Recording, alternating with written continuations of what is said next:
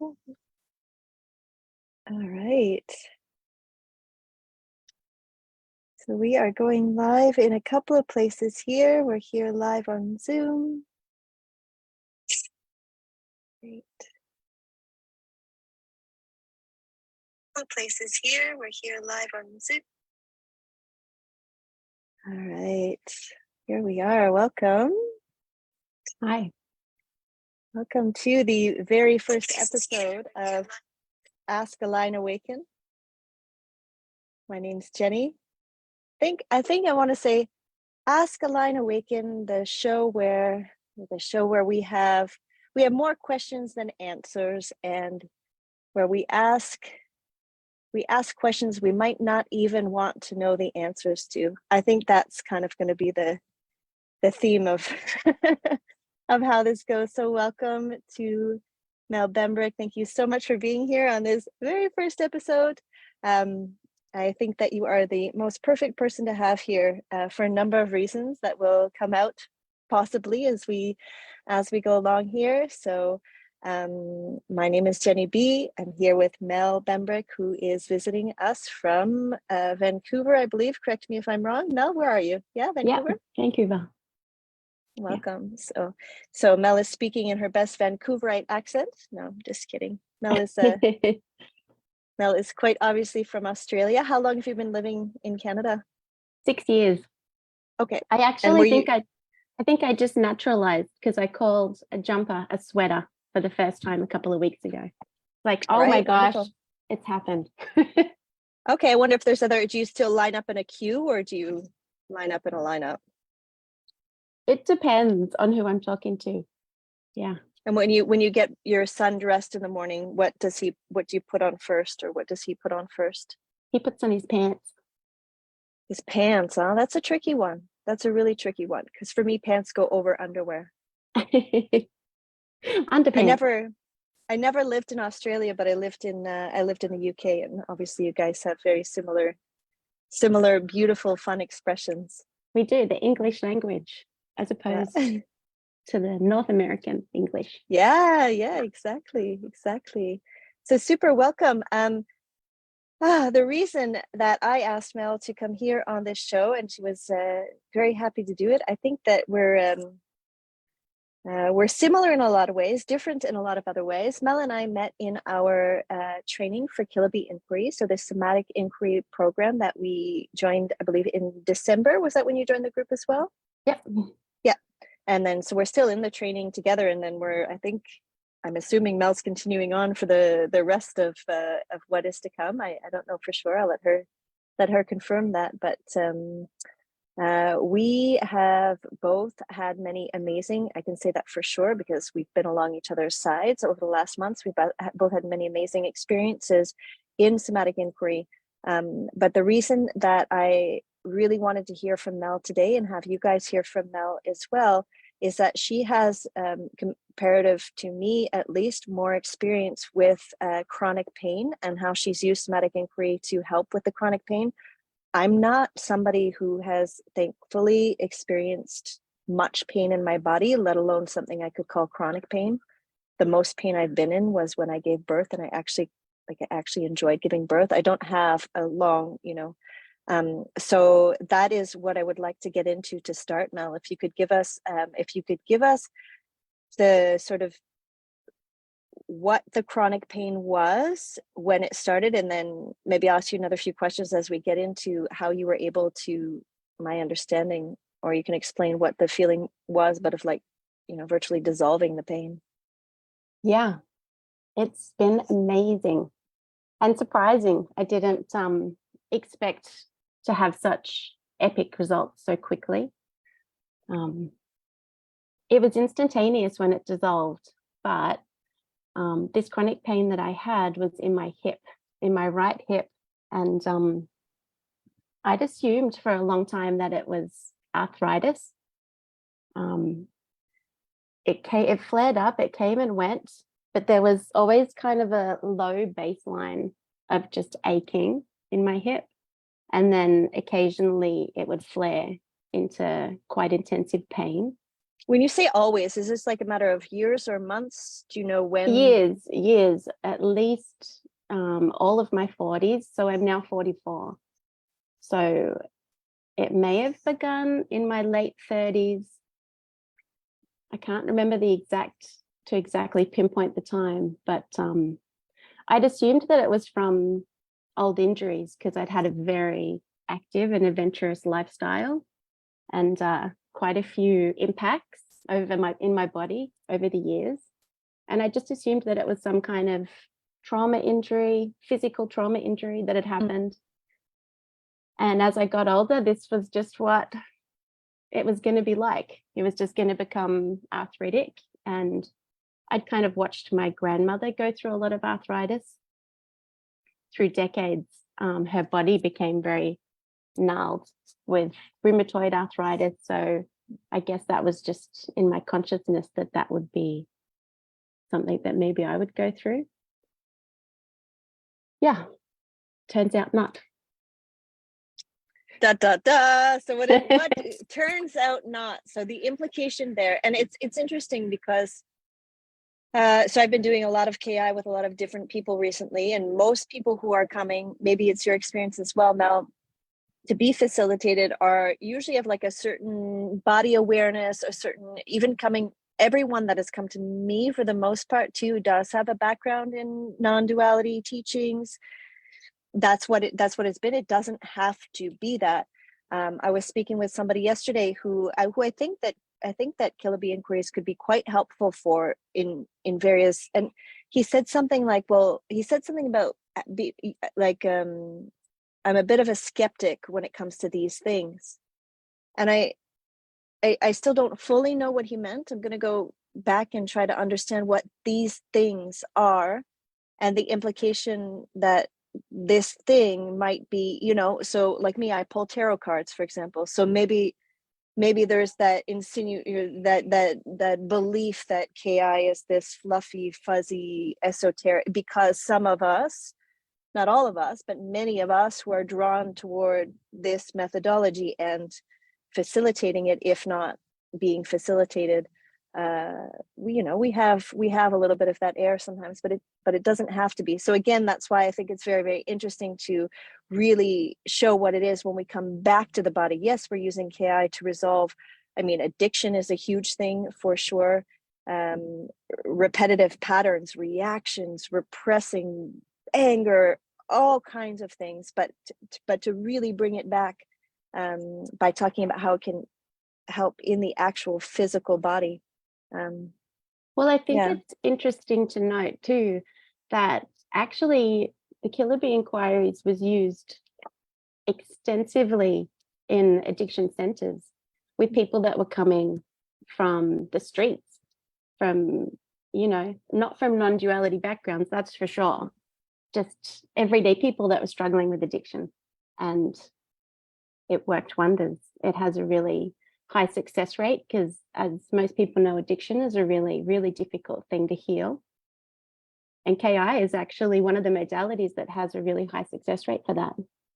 So it's very pragmatic. It's actually really practical. And that was one of the things that was a huge draw card for me to this modality, was that it was a set of pragmatic, practical tools that were going to be taught, that we could be taught to use. It's not fluffy. It's very efficient and effective. And I'm going to say this thing that is going to be possibly taken badly, and it's not how I mean it, but just in contrast, for example, to Reiki. Like, that's it. It's like, we're not, Reiki, I don't fully understand it. I have friends who practice it. I've been, teaching yoga for many years, and I'm aware of energetic things, but I feel like it's a good comparison of what it's not, when you're talking about the pragmatic, very physical things. Nobody's waving a magic wand. It's very, although there are similarities in a very small part, in that it's moving energy. So I don't know much about Reiki absolutely either, but I know that it's an energy-based modality. And there is that part of KI where we do move. So maybe that's it. Maybe that is the snag, because there are people for whom even the concept of energy is wishy-washy. So maybe that's that. Maybe I'm starting to understand from the other side. If you've been like so immersed in, if in your understanding the idea of energy is not even a question, it's just kind of hard to get into the Yeah. And I think other way of if you're thinking. looking at it that way and you're thinking that right now, that oh, energy, like that's not even a part of my experience, maybe. Just think about a sensation that you have in the body, or a reaction if you have a trigger. If somebody says something that's triggering for you, what's the feeling? Like, is there some heat that comes into the chest and the face, tightness? Like, what is that? Is that energy that's in your body? Yeah, that's a very, very good way to put it, for sure.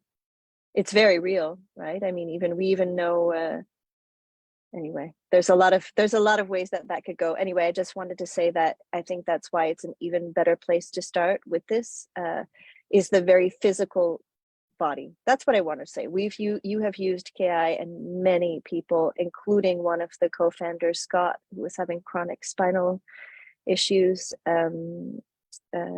to help resolve this. And you did use the word dissolve. So that's another thing I wanted to bring up as you go in and let us know how this went for you. I was talking to another friend the other day who had tried different things, focusing, etc. There's a whole smorgasbord of tools we can use to help ourselves, heal ourselves, whatever way it is that we want to look at it. Anyway, she was kind of like, yeah, but then where does the energy go? And for me, I had my own experience of where the energy goes for me. And we were sitting there with a friend who is also not studying KI, but has been facilitated, and he had his interpretation. But I think that's another interesting question that I would kind of ask you, please, to incorporate when you're talking about how it dissolves. For me, it dissolves as well most of the time. So if you're able to kind of put that into words of like, where did your hip pain go, Mel? It was there for years and years, and then it just went away. Yeah.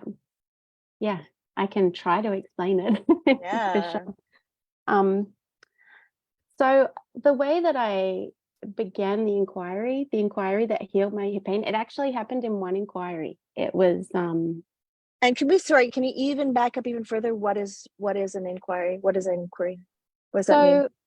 At the beginning of our training, we were learning the tools individually, each tool that has a function to kind of dig into the subconscious. I don't know if we should even go back a little bit further from that. If my understanding of trauma is that it's an event has happened, and in response, the body has gone into the flight or fight mode, into survival mode. And often as a child, we don't want to, or we can't feel the emotions that are attached to that experience because they're just too gigantic. So we sometimes freeze it and it gets lodged in the body. This is what somatic inquiry is actually all about. So it's about finding the blockages or the stuck points that are in the body to uncover what it is, what it's there for, maybe even process that now as an adult, now that we have capability. And that there comes the release sometimes.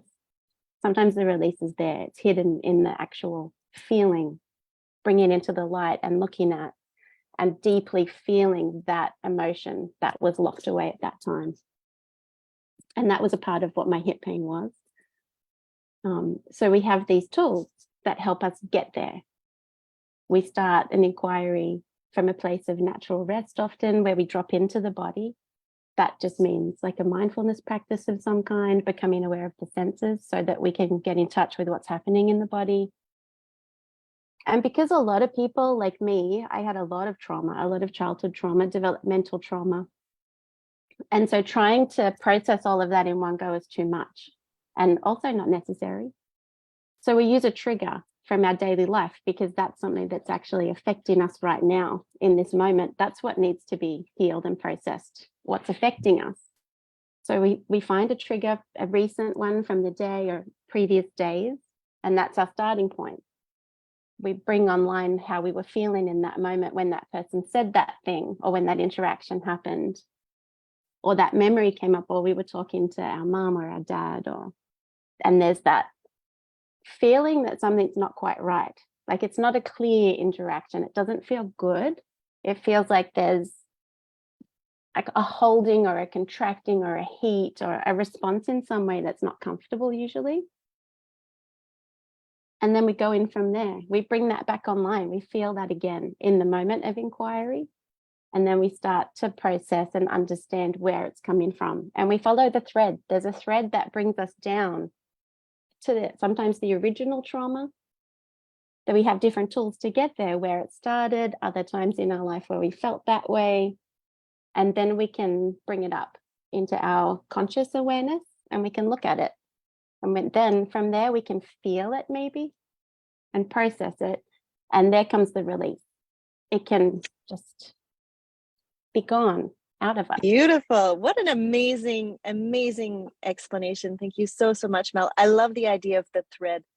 I always picture as like kind of a connecting the dots over time, but I love the idea of following the thread to see where it goes. And I wanted to kind of point out, we're saying tools, which is such a broad, but when Mel's saying inquiry, it's a question. So we're asking these different sensations, these different energies in the body, specific questions that were being prompted by the person who's facilitating. That said, self-inquiry is also very doable and very effective, and you can also learn those same tools to use on yourself and quietly. And Mel, if I'm not mistaken, that is what happened with the hip pain that we're referring to. It was self-inquiry. You weren't there on Zoom with somebody else. No. You were all by yourself and you came to this. Actually, a lot of my really big epiphanies happened in self-inquiry because it was more at the beginning of our journey.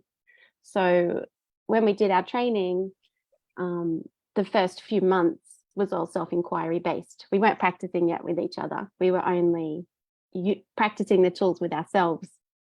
That's right, yeah. In that time, because it was new to me, I was pulling up a lot of stuff. And a lot of epiphanies were happening, a lot of movement, a lot of energy in that time period. And then when we started facilitating each other, then everything just deepened and I learned different ways of doing things. But the first portion of self-inquiry was also really, really effective for me. And yeah, it was one of my first ones where I dissolved this hip pain. I remember you showing up and we were all sitting there like, what? Like, how did you do it? So how did you do it? What happened?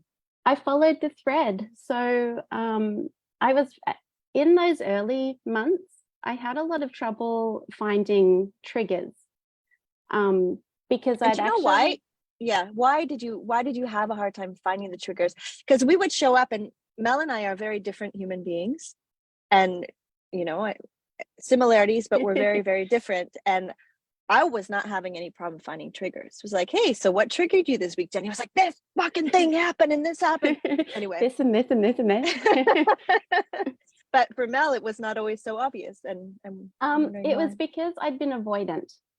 And I actually had curated my life in such a way that I'd removed most of my triggers to avoid them because it was painful. And I needed to heal. I spent 20 years on the other side of the planet from most of my family, because the way my journey went, that space really helped me to get deep and heal without daily constant triggers. Yeah. But it meant that I'd come to a place where my life was very quiet in that regard. And so I started inquiry with pain often, or sensations in the body, because I couldn't think of an actual recent trigger. So then I'd just sit with my body and see what was there, and that's where I'd start. Can I ask you, Mel, would that mean like in your home life, for example, if you had a disagreement with your partner, did you just wouldn't feel it? Like, what does that look like to not be triggered regularly as somebody who's triggered all the time? Like what does that mean? You said you curated your life so that you removed most of your triggers, but you're still living in day-to-day life. You still work. You work with children. Well, you just don't feel it. I was repressing anger And so I taught my partner that anger wasn't safe. And so he was repressing his anger. So Yeah. I'd set that up so that I didn't have to deal with that. And really unhealthy for both of us. But it was an avoidant tactic. And other than that, yeah, I work with kids. And so there's not a lot of adult conflict there. There's a lot of management, and I'm calm and patient anyway. So I also had a long journey with dissociation because of childhood sexual abuse. And so my body was kind of disconnected and numb for a long time too. So this whole process with KI is also bringing me back into reawakening all of the feelings and all of the repression. And it's an ongoing journey. Like I'm not at the end. I'm just in it. And the beautiful thing about KI is that it becomes a lifestyle and it helps you daily. And it's not like, here's an end point. It's the spiral. You just keep deepening and deepening and deepening, and sometimes taking 2 steps back, 1 step forwards, like it's like any other journey. I don't know if I answered your question. I kind of just... You answered it well. And I mean, I asked it on behalf of myself, but also anybody who's watching who just can't understand what that means to, as I've been a lot open of when it comes to repression work here, I'm trying to dig out, because I don't repress a whole lot. We'll find stuff. We'll continue to find stuff as I go through this process, but I can't say that I have curated my life in a way that helps me to, I love how you said that, to avoid conflict. It's almost been the opposite, is that I know how good it is for me to understand what those patterns are. So I sometimes purposely put myself in the way of conflict in order to then rewatch the patterns again. So yeah, no, you definitely answered the question really well. I just kind of cut you off because you were explaining that you had, ran very far. Sorry if run is not the word you meant, but left Australia. And then you would find yourself in your day-to-day life. I was just wondering how you could be in day-to-day life and not be triggered by traffic or, as many people are. But then we see this beautiful smile on your face, you're this ball of energy. And then now we're learning that while many people are just quite happy and taking along in life, and that's the way it is, often behind the smile, there's stuff that we are just not safe to let out. Yeah. So, and even in your relationship, you taught your partner. That's fascinating. And I'm wondering if he's going to get some untangling with KI. Yeah, absolutely. Yeah. I'm releasing him from these contracts almost that we've made, so that we can be authentic with each other and safe with each other. And that's a beautiful gift of KI. And is it a matter of you, is he actually going through the process as well? Or is it as you shift, he then can feel he has that space to be more authentic and not blocked from you anymore? Yeah, it's just more, he's very intuitive and non-invasive. And so it's just more like our relationship is shifting as I am changing within it. He's just kind of going along with it. He's very flexible, which is... And so back to that E word, is this an energetic shift? As you shift energetically, his energy shifts around you, or are we talking about concrete or both? It's actual behavioral stuff too. I'm sure that there are energy shifts where I'm not feeling maybe so guarded or defensive to him. I'm sure there is a portion of that, but there's actual behavioral shifts where, I'm creating stronger boundaries and I'm uncovering and voicing my needs more strongly. And all of these things that are way more healthy are coming in to my life personally. And it's just moving out to the people around me, including everybody in my family, not just him, and all the people that I'm around, because my interactions are becoming more fluid and more spontaneous and more authentically in line with what's actually happening in reality, instead of coming from a place of trauma and guardedness and the triggered space.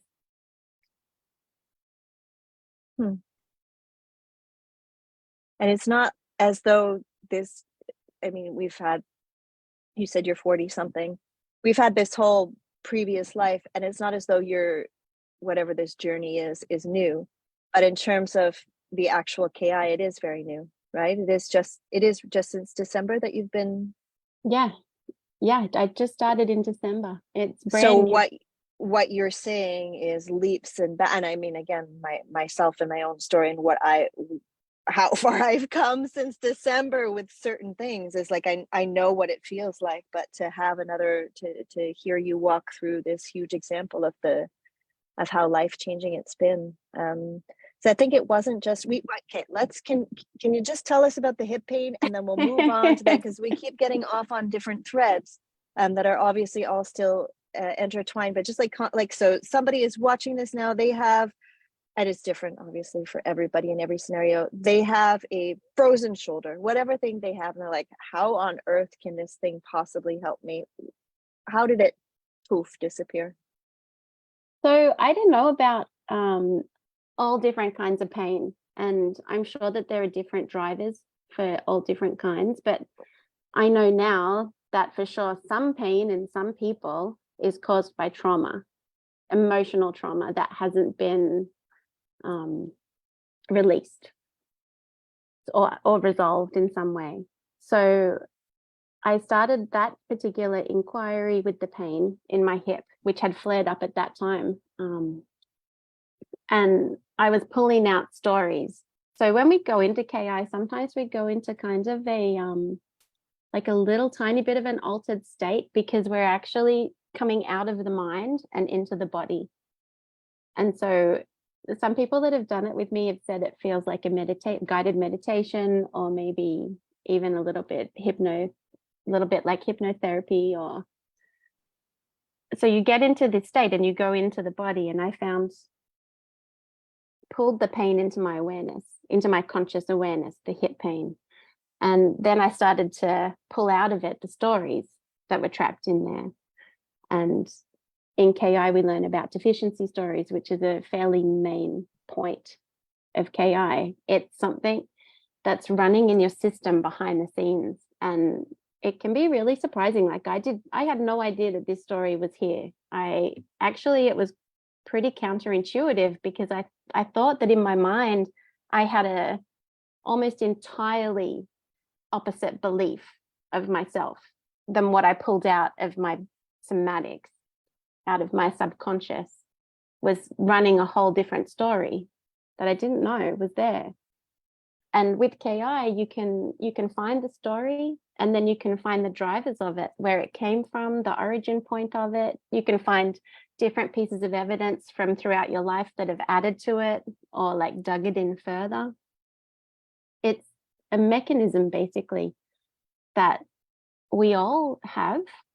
If you're a human having a human experience and you have a body and a subconscious, then you have mechanisms driving you that have been programmed into you from a very early age.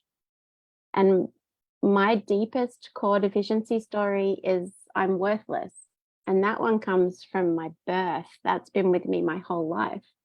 And this one in my hip was kind of gelled to that story.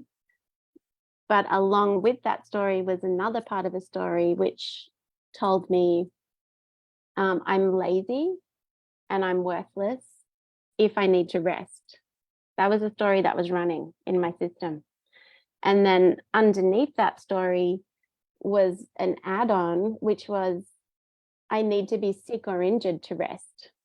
Mm-hmm. So they were kind of in layers. And as I went through, I got to the I'm lazy and worthless if I need rest. And then under that, I need to be sick or injured to rest. And that had been programmed in my system since I was a child. I had a very difficult relationship with my stepmother, and her love and approval and connection was given to me when I was being helpful and doing jobs, doing work, helping with the baby. Her and my dad had a baby. And then if I wasn't being helpful, I would get the very clear impression that I was unloved, unlovable, worthless. And so and criticism too. Judgment and criticism would come if I wasn't like happily doing the work that was given to me. And so I'd created this story to keep myself safe, almost as a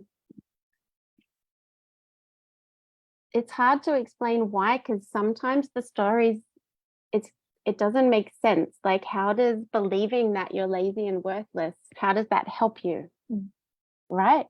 But underneath that, it helped me keep safe because I could hide from the criticism. Because if I already know that I'm worthless and lazy, then when everybody else projects it onto me, it's not as hurtful. It's like a self-protection against being unloved, basically. And when I pulled that story out and all of these evidences came from across my childhood, all these different moments where that had been reinforced into my system, I just looked at it and I just thought, like, fuck this. I'm not doing that to myself. Like, that's, you know, that's so damaging and it's not true. And coming from this perspective as an adult who's done a lot of healing work and had a lot of shifts, I could see it for what it was. And I pulled it out. And underneath it, there was a big well of sadness in my chest, like a lot of sadness came out. I had a big cry. It all bubbled up into my throat. And I processed this emotion and this energy of being unloved, of being worthless, of being like, let it all really feel true, how my system felt it as a little girl, like just really be there with it, which is not easy or fun, but it's so relieving and it's so necessary to get true healing, to feel the really difficult emotions. And then it just, you know, the energy moved from my hip, that ball of very tight, black, tough, long-term ball that had created pain so that I could rest, just dissolved or evaporated or moved or shifted, or I can't say where it went, but it was no longer stuck in my system. It's actually unbelievable, like, to hear you tell that. I believe you because I see how this works and I understand. But it's incredible. It's incredible. And wow. Just like that. But it's not just like that. It's not like it is. What you're talking about represents a lot of work and a lot of digging and a lot of skill. And it's not just like, you know, Mel saying, oh, I pulled this out and I pulled this out. I know what that means. But if you've not done the process, we don't really know what I pulled this out and I pulled it. Again, it's coming back to the specific questions, getting the answers, not from the mental. And sometimes I do this, I've noticed in facilitation recently with people who maybe don't have, you know, anyway, for whatever reason, we can tell when the answers are coming from the head. It comes from a different place. And yeah, I can tell when somebody's telling me the same story they've been telling themselves for 10 years. And, you know, sometimes the eyes will open and then they're just they're saying this thing that they've said a million times to themselves and to therapists and talk therapy, etc. And it's an entirely, in my own experience, different thing. Like it's often a what? Like, it's often you can't make that shit up. Yeah. It comes from elsewhere and you're like, whoa, what was that? Yeah. And that for me often rests as confirmation of like, okay, I wasn't in my head during that. This is stuff that's coming from me. It's not negative entities. It's not like weird. It's coming from me, but it's not coming from my memory or my mind, because it can be so old. These memories we have forgotten, these memories that are that we have repressed in order to be able to function as adults. Yeah, they can come to the surface without making that scary, because I think sometimes that idea is scary for people as they're like maybe thinking of testing these waters. Oh my God, what if I don't know about you, Mel, please let me know, but I have this feeling that we don't these things don't come up until we're ready for them. It's not like you go into your first session with somebody and like all of this buried stuff comes out. I think the mechanisms are still there enough that if you're not ready for those unearthings, they're not I think that's the happening. beautiful, I think that's one of the beautiful things about the tools, is that we do work with one specific trigger that's happening in this moment.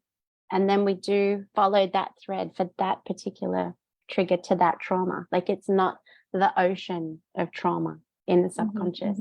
It's just the one that we're focusing on at the time. Like, it doesn't have to be everything all at once. And that's what I found, because I'm digging them out one by one. And we have tools for if there is a flooding and a lot of energy or a lot of memories come. Like, we have tools for that. We have tools for nervous system regulation, because it can happen. But we have tools to bring you back into the now, into the present moment, where everything is, look around your room, you're safe. Everything's okay here and now. Right? Like, we have those capabilities. And that happened to me in the early days when I was self-facilitating. I had a session that had to do with one of my stepfathers who abused me heavily, and it flooded. It was like a big opening with all of this energy, and I had to learn how to do titration and go in a little bit and come back, go in a little bit and come back, to make it so that I was capable of handling it. But I'm okay. Didn't hurt me. And I would still argue that it happened because you were at the time that it was a possibility and it needed to. And wow, that's amazing. Do you have any other do you have anything else related to pain that you could share? Any other moments that you've had with this in terms of physical pain, or was the hip was really the one, right? Yeah, the hip was the one. I do have a recurring crank in my shoulder that flares up with stress. And it's also connected to my vestibular system, and I get TMJ. It's like all of this area kind of pulls from this one tethered point. And I've been working with that because I know now that there is a psychosomatic kind of situation happening in that shoulder as well. But it's actually proving to be a little more stubborn. And it needs me to keep going back. Multiple sessions I've been working on this. And is it the same story? Is it the same story that you're going back to? No, it's something completely different. No, but the same story each time you go back to the shoulder, or is it different each time? It's the same story, or at least there's parts of that story in there. It's got to do with anger repression, and it has to do with a protective mechanism, almost like a shield that has come into play in certain relationships. And so I'm kind of dismantling it. And that one's going to take some time, I think. Do you think, so I had posted something in this group that I have earlier about, I'll tell you offline, Mel, but I had this bomb drop today in my understanding of some aspects of the world. And I thought all of the bombs had already fell. I thought I knew everything I had to know. And then I realized, I posted something like, when you realize you're only 2 steps in. Yeah. How humbling it is. You realize the more, and that is the point of this show. I'm hoping is that the more questions we ask, the more questions that we have. And for me, when somebody answers a question from a place of certainty, it's very hard for me to trust them, because there's so little that we are actually certain of on most topics, right? So we when that moment you realize you're only 2 steps into your journey, and I feel like this is kind of the same thing. We start to follow the thread. It's like this, like tangled ball of thread, and it just keeps going and going, and then you get somewhere, and it's like we keep thinking. And I do believe that it's a life's work. I think Yeah. the people we know who perhaps seem the most enlightened, they still get triggered. It's not, and that's why this work is so amazing. One of the big reasons that I found and appreciated, specifically Scott, which again is one of the co-founders of Killer Bee Inquiries, is his I can't think of what word I want to use, at least recognition of spiritual bypassing, and how in all of these, there's these certain teachers that we all know that are, you know, anyway, the rest with awareness kind of sit um and don't actually acknowledge you. I think you said something earlier about exactly this, or I was listening, no, maybe I was actually listening to Scott. But it is this, you're sitting with what is in the moment, but if you're not addressing all of the past stuff, all of the trauma, all of the repressed stuff, then you're bypassing everything, and you're not getting to what's really there. So that for me, I was already having these realizations on like how my work as a yoga teacher was a little bit bullshit over the years that I was doing it, because I was just regurgitating the love and light, and focus on the good, the positive. And another thing that really hit me was that, like, the affirmation work, which I still am not sold on at all. Some people are talking about the ability to rewire, and if you just keep repeating the same thing, but we actually kind of use affirmations in Killer Bee Inquiries to like spin everything on its head and feel how untrue it is. That to me is the great work with that kind of work. If you, I'll give you a funny example. Like okay, let's think of what we call a reverse inquiry here, to just show how fun. And these, to me, it's fun. I love this stuff. What is a good belief that we could turn around? Something like, I'm for somebody who is having difficulty speaking their truth, and this could maybe cliche, it's like related to some kind of sensation they're having in their throat, and it comes up as fear of public speaking or whatever the thing is. And we could then reverse the inquiry in this like affirmation kind of way that I was just mentioning, saying that, like, I am free to speak my truth to, I don't know, give me something else, Mel. How we like really up it and like really turn the volume up to kind of exaggerate this affirmation that we would quite like to feel. And then when you're, again, as Mel said, it's in that state, you feel a physical reaction to just how bullshit it is. But if you're not in that state and you're doing the, remember that sketch on Saturday Night Live? Did you ever watch the sketch? I'll find it. It's so funny, of affirmations. He's just sitting there repeating these affirmations in the mirror. And again, as yoga like I taught the shit out of affirmations, and in hypnobirthing too. Oh, you just repeat the same stuff, and if your body doesn't believe it, it's not true. Exactly. So you can't fake it. So to me, that's one of the biggest affirmations for me, that I'm in the right place, because it makes so much sense when you can feel it in your body.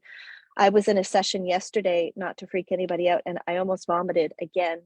I'm not a nauseous person, but sometimes I get to some things that are so slimy and vile that I actually almost puke, which I think is good. I'm sure some, yeah, I think you almost made me puke once too, Mel. Yeah. That was amazing. Wow. I'm glad that I actually heard more of the hip story. I did hear it. It was a little while ago, and I'm glad that I heard the ins and outs, and that other people could hear it too, I suppose, like, one of my intentions was just that people can consider this as an option if they're dealing with physical pain, because it's not going to be the chosen path for most people, right? It's going to be Advil. Yeah, especially if you've tried other avenues and now it's chronic pain. Like, if it's chronic pain, then it's been with you for a long time, and whatever you've done hasn't shifted it already. So it worked for me. I haven't had that pain since, and it's now been half a year at least. Well, this is it. I mean, the proof is there, right? The proof is what you actually do and don't feel. You Yeah. can't make that up. You weren't No, inventing the pain in the first place. no, You're not imagining that it's gone now. It is exactly. what it is. Yeah, And I mean, it's physical proof.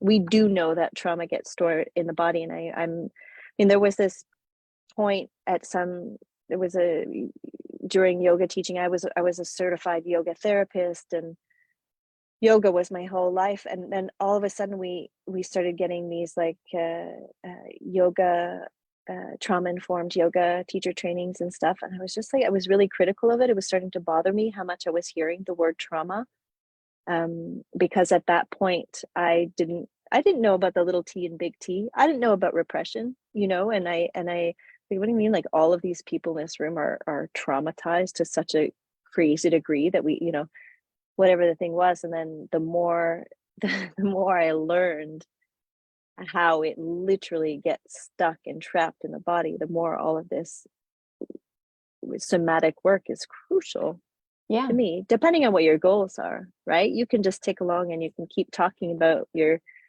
same issue with your therapist for 25 years if you want, but I don't know where it's going to go. Where's it going to go?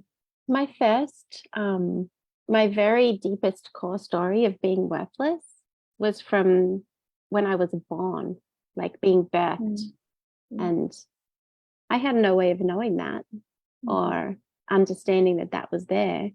But I think a lot of people, we have this kind of trauma that stems from infancy, even.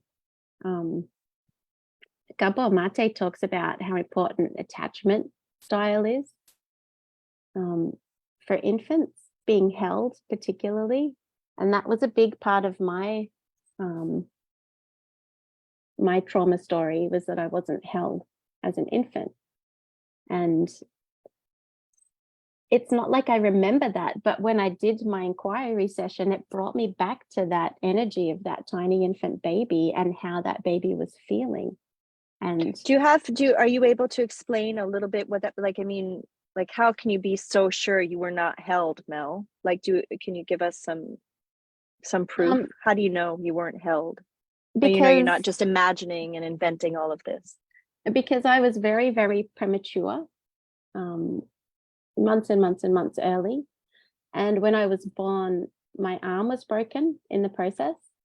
And so I was then taken from the C-section that I was born through to a humidity crib, they used to call them in Australia. They're just like a plexiglass, like a cot with a plexiglass bubble. And I was placed in there in the ICU for weeks and weeks and weeks. And then when I was eventually taken home by my parents, I think they were anxious to hold me because I was so tiny and broken, and they didn't want to hurt me. So they left me in the bassinet on top of the fridge, where it kind of mimicked the ICU sounds a little bit, I think.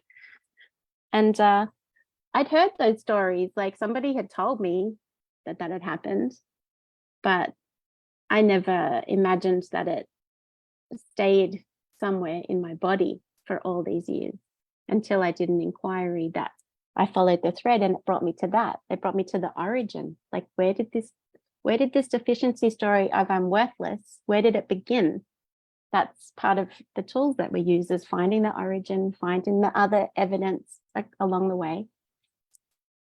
And I followed the thread, and it brought me to this trapped energy it was held in my chest, very tight, and deep. And it was this infant energy was in there, just crying and crying and crying and feeling in fight or flight, because to a tiny infant, if you're not being held by an adult, then you're in imminent danger of death. Because throughout all evolution, if you're a human child, if you're not near a caretaker, then there are threats. Like, we need adults for a long time as humans. And so embedded in that story was actually this survival mechanism. Like, I believe that I'm worthless to survive. So I'm crying and I'm crying and I'm crying. I'm calling out, like, come and protect me. So it was an old story. I unraveled it all the way back to when I was born.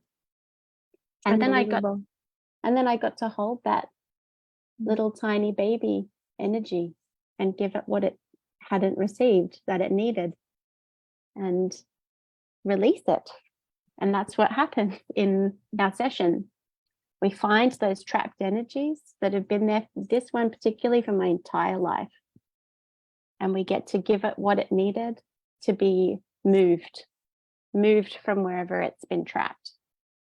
I think this is such a key thing for me, and why it is so helpful, and what there is to understand is, like, we know stuff as adults who have been reading and studying and experiencing all of these things. We know from a logical place, oh, my parents did the best they could. They thought they were going to hurt me. They thought they were protecting me. It's not their fault. You know all of this, but it doesn't matter what you know. All that matters is how you felt then. It doesn't matter that you understand and you have compassion for, the parent who abused or whatever. You can have all the compassion and understanding that they, of how they were raised and how they did the best they could. And it doesn't matter what you know, it's how you felt and how you felt then. It's like this if we're in, I'm highly triggered, and I'm highly triggered on all the exact same stuff every time I'm triggered. There's nothing new under the sun. I mean, things can slow down and move a little bit, but very obvious patterns that I have. And to try to explain to somebody who doesn't understand what we're trying to explain today, it just, like, it can look like you're crazy. I found this really nice meme the other day that said, it was like people fighting, and it said something like a reaction doesn't come from, I can't remember what it was, but the point is, it's old stuff, and it's so quick. It's a reaction. It's not done on purpose. It's not because you're a bad person, like, oh, can you just stop reacting that way? Yeah, you know what, I would have really liked to stop reacting. I'm working on it, thanks. Yeah, exactly. Doesn't matter what we know. It doesn't matter what we know. It's old stuff that keeps coming up and up and up until we can, as Mel said, release it on its way. And sometimes it can happen quickly, and sometimes we have to keep going back into those painful stories, or maybe we think we know what it is and we didn't quite get down deep enough in it. Sometimes I think there's as we said, it's a life's work, and sometimes we have no idea what's there. And it's so surprising. It pops up and you're like, what? I did not even know that story was operating. That's fun. I mean, when we say who this work is for and who it's not, I believe that it could be for anybody who is wanting to change or see anything differently in their life. Like we said, it doesn't have to be because you're addicted to this or because of it. You don't have to necessarily have a goal with it, but you do have to want to know. And again, coming back to like the purpose of this particular podcast show and like that group that I started on Facebook, you have to want to know. You have to want to ask the questions. You have to ask the questions, even like knowing that the answer might be uncomfortable. And that's definitely the case here, but we can't get there if we don't ask the questions. And in the case of KI, it is literally asking the questions. That's what we're doing. We're asking. And I think that we always need to come from the framework of really open curiosity. Like we have to, we're explorers of our own experience and our own subconscious. Like we have to be ready to uncover some shit that's not pretty or not easy or difficult. Like it's all part of it.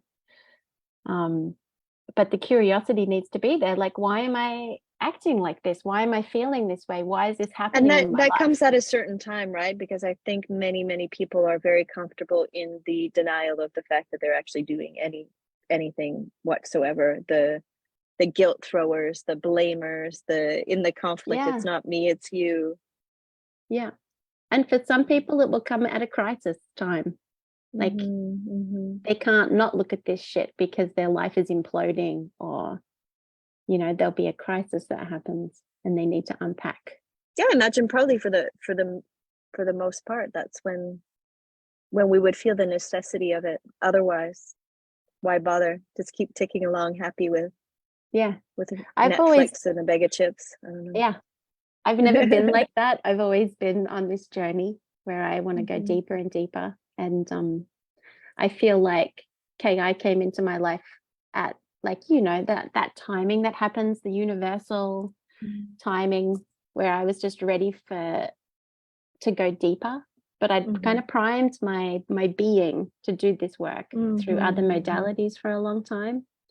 And then I'd gone as far as I could with them. They'd taken me as far as they could, and then I needed something more specific and efficient, and like the pragmatic. It's this motion you're doing, and you've said a few times digging, and that really is it is. We're just well, we have a tool called mining. That's it. You're really getting down as deeply as you can. Yeah, exactly. Thank you so much, Mel. That's been such a pleasure to speak with you. It's been an hour. I thought we would be half an hour, and then the other part of me knew that we could talk for 3 hours. I hope that I get to see you in real life. That would be amazing. I'm coming out your way in a week. Let's see if we can do that. That would be fun. I would love I want to that. hug you. Yeah, for real.